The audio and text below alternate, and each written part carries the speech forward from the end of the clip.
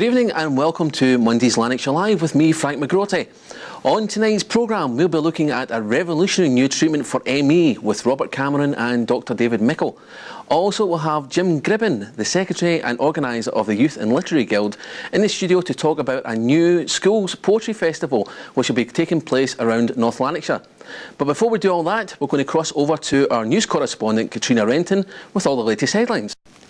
Now, 3 years ago, Robert Cameron's world was turned upside down when he was diagnosed with the condition ME.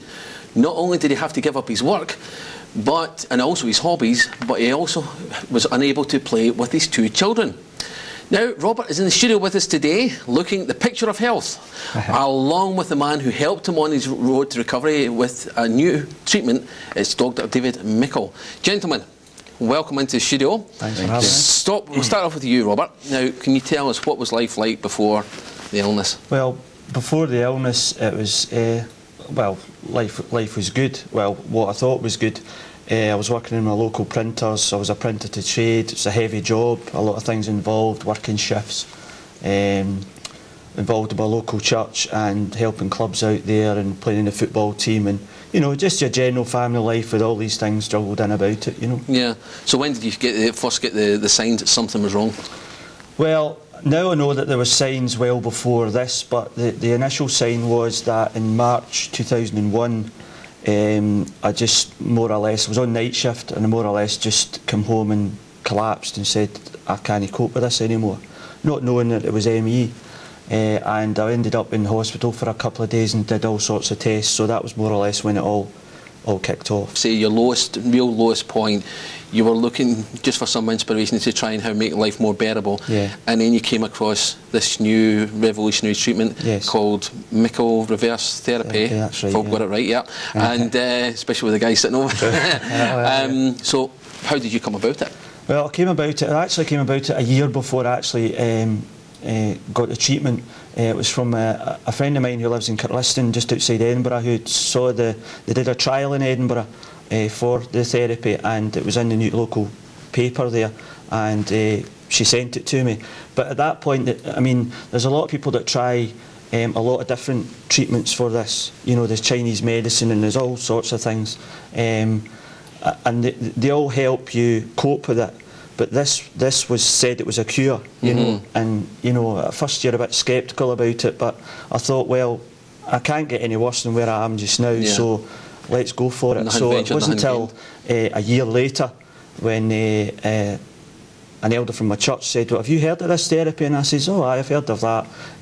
Well, do you not think you should, you know, find out a bit more? So I did, and then I went for treatment in Dundee and then Edinburgh, and here I am now, you know. So what's life like now? Life like now? Well, I'm back coaching the football team that I played for. Played my first 40 minutes for them on Tuesday. First 40 minutes of football in 4 years. Did you score? I didn't score, no, I didn't score. But it's just fantastic to be back, not only just doing that, but sometimes it's just the mundane things in life. You know, like just, this will sound funny, but you know, washing the dishes, picking the kids up from school, all these mundane things that are everyday things. People with ME and fibromyalgia, and they just can't do it. It's impossible for them to do it. But now I'm I'm probably more healthy now than what I was even before. You know, I got diagnosed. So at this point we have to move on to the man behind the therapy, Dr David Mickle. Tell us a bit more about this treatment. What is actually involved? Well, this is one of the things that's been probably at the root cause of a lot of the scepticism. It's very difficult to explain because it steps outside of normal medical model, if you like. Basically it involves talking and nothing more than that, which seems incredible because we do know this is a physical condition, but over the last 7 years I found a way of, we call it talking to the body, if you like, and doing this in a certain way we're able to change how the cells function, specifically the hypothalamus that causes the condition. Is this the same kind of therapy that they sometimes give to, say, like cancer patients, you know, for you focus the mind on where the problem lies, you know, because like if somebody's got a tumour, if they try and generate, you know, the thoughts towards a more positive look on things, and it can have the right result on the way the body functions. In a word, no. No. I think the difference is that involves psychological mindsets, if you like, focusing and positive thinking. We don't involve anything psychological in the treatment. What we do is we recognise that our cells, when they produce symptoms, actually are trying to give us a message about how we're interacting with everything going on in their life.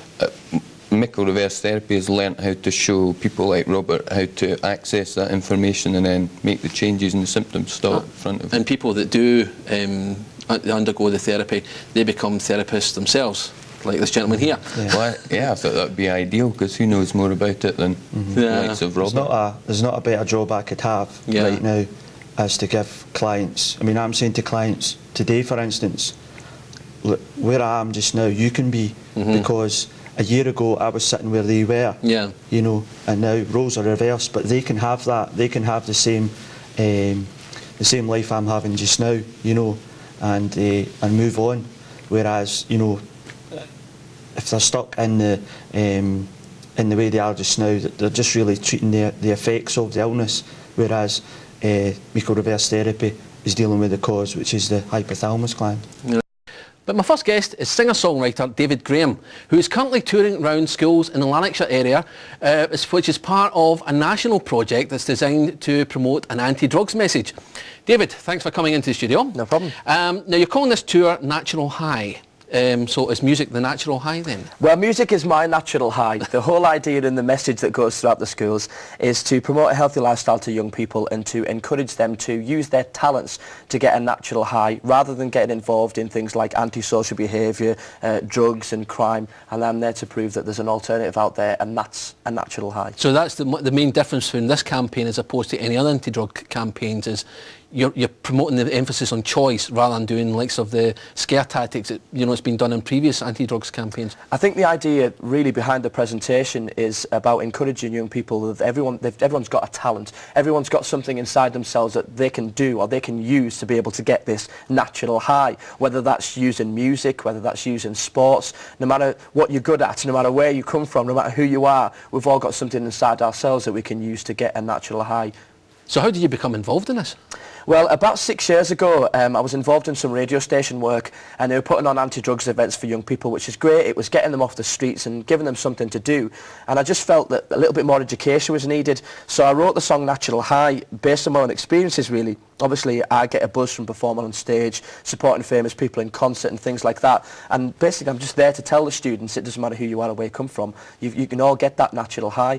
It's been so successful now. I've actually now been in over 2,000 schools around the country, and I've seen over 750,000 people. You're a busy boy. Absolutely, very busy. So this has been a few years. This tour's been they've been in operation. It's like the third year. It's sixth year. The sixth year, and I'm now fully booked for the rest of this year, and I've got 10 weeks gone in 2006. So I do literally 9 to 10 shows a week, one in the morning, one in the afternoon, and it's constant every single school week. So because the half terms are different as well. I get different times in England, times I'm in Scotland, Northern Ireland, Wales, so I'm all over the place. So you were performing today?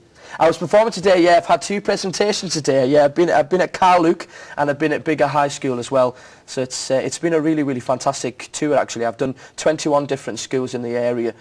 So I've seen a lot of students, probably around about 4,500 students from the area. So it's a great response you've been getting from the schools? It has. It's been absolutely superb. I think the fact that I've been in 2,000 schools and seen that many students kind of speaks to itself, that the success of the tour and the buzz about it is really getting around.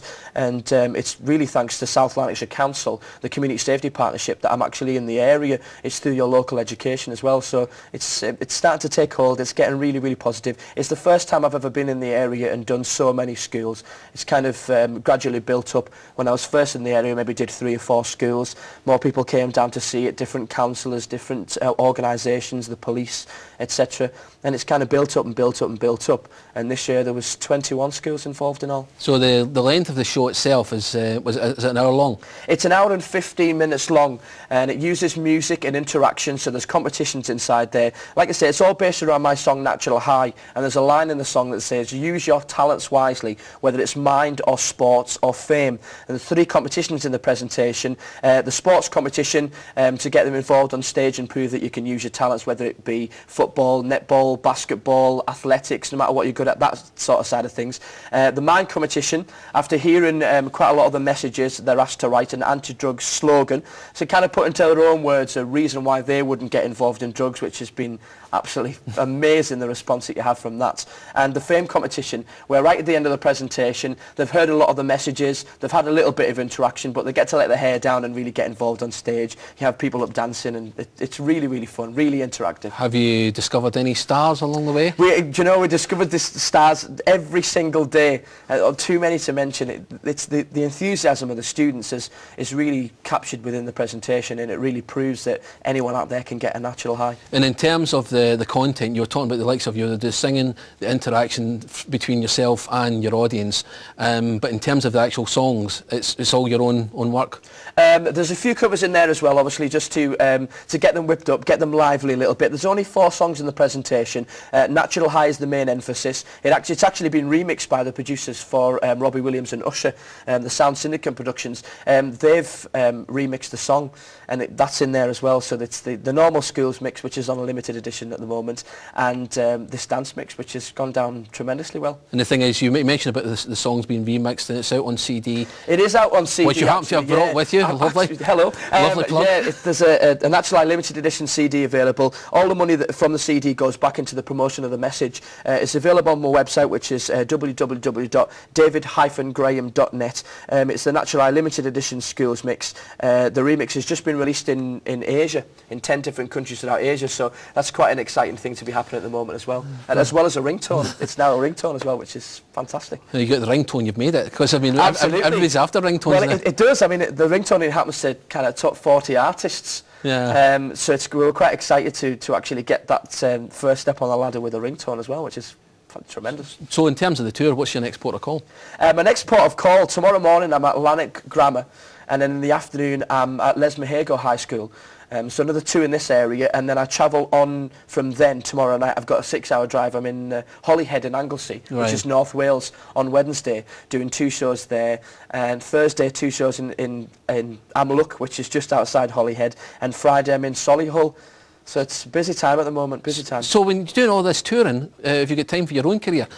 It's difficult. It's very, very hard. This has kind of taken over my life, really. Like I said, having 10 weeks gone in 2006, that's how far in advance I'm doing it. But the good thing about this is it's during school time. So I get a lot of the evenings to be able to do my own thing. I obviously write my own music and write my own songs as well. And I obviously have the weekends. I've worked with a lot of radio stations in this area and all over the country as well. Now, autism is a subject that's very rarely out of the news these days, and it's a subject that we will be covering on a regular basis here at Lanarkshire Live on a Monday. Now, bearing that in mind, we're kicking off today by welcoming to the studio Robert McKay, who's the Scottish coordinator for the National Autistic Society. Welcome into the studio, Robert. Thank you.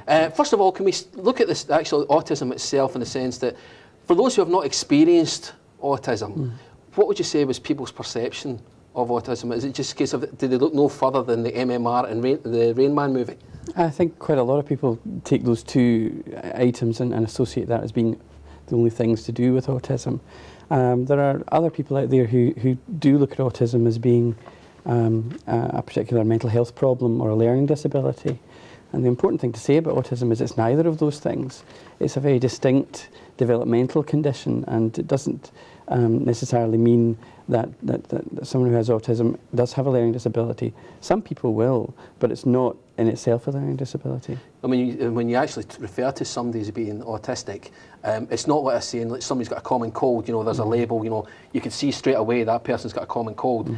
Somebody who's autistic, you can't spot an autistic person, you know, there's so many variations on the sort of the one theme, isn't there? Totally. I mean, the classification is autistic spectrum disorder. And the use of that word spectrum really does emphasise the fact that that there's a great variety of ways in which someone can be affected by the condition. There are people at what we would call the more able end of the spectrum, who very much look like you and I, have sort of reasonably good communication skills, but just find it difficult to understand the social rules and to communicate with the world around them in the way that many others can. At the less able end of the spectrum, you'll have many children, young people and adults who can't communicate with the world, who maybe have no verbal skills whatsoever, and almost to the untrained eye appear to be locked into their own universe, their own world. So how important it is to get diagnosed as early as possible? It's very important, and it's one of the things that statutory agencies and voluntary agencies, parents across the country have been trying to get better at and get better services on the ground. The earlier you can get a diagnosis, the better interventions and support for the child or young person or adult with autism, but also for the parents and carers and the wider family. So when a child has been diagnosed, what is the usual sort of plan of action, as it were? Once the diagnosis has been given, a number of meetings need to take place with health professionals, clinical psychologists perhaps, speech and language therapists, people at the school, educational psychologists, to try and work out the best way forward for that child or young person. If it's an adult, then similar professionals will come into the arena for them. But it's very much about trying to plan what the best supports are for that individual, how they're going to work well, how are they going to be at school, how they're going to maintain a good sort of life at home, and if they can't be at home, where do they go? There is not an actual cure for autism, no. But as regarding what is the future? What future holds for an autistic child? Because there's a lot of parents who would say, I don't know what my future holds for them. So what future is there for a child like that? I think there's a lot of fear and anxiety amongst families about what the future holds. And we should always remain optimistic. I think there are many, many people on the autistic spectrum who can lead very long and fulfilling lives. Autism in itself doesn't cut your life short, but to get the best out of it, you need the best supports available. So I would say that, to encourage families to look positively to the future, but also to try and seek the best supports locally, encourage local authorities, NHS boards, etc., to help develop high-quality supports and interventions to enable people with autism to do their best. Well, thanks very much for coming into the studio today, Robert. Thank you. Autism is a subject that there is a lot more to go into as regarding covering an area such as this, and we will be returning to that subject at a programme later on, hopefully this month. My next guest is Jim Molson, who's here to talk about the proposed setting up of wind farms in Salisbury and in the Hertfordshire area. How strong is the depth of feeling about the setting up of the wind farms? Well, we had a meeting on Friday in the community centre in Salisbury. It was standing room only, and when a vote was taken amongst everybody in the hall, the vote was unanimous. No one put up their hand in favour of the wind farms, so everybody in the hall voted that they didn't want wind farms in the area. Now, the thing about wind farms, the whole concept behind them is to promote cleaner energy, so surely that's a good thing. Yes, there was nobody against renewable energy. I think that the major thing for the people in the hall was how close in proximity to both Salisbury and Hertfordshire, and that they felt that the effects of that and on the wildlife within the area was the main thing that really concerned them. It's within 1 kilometre of Hertfordshire or Salisbury, and that's the thing that really disturbed the people. So at the moment, the power sources coming from this area, are we talking about like the coal burning stations and things like that?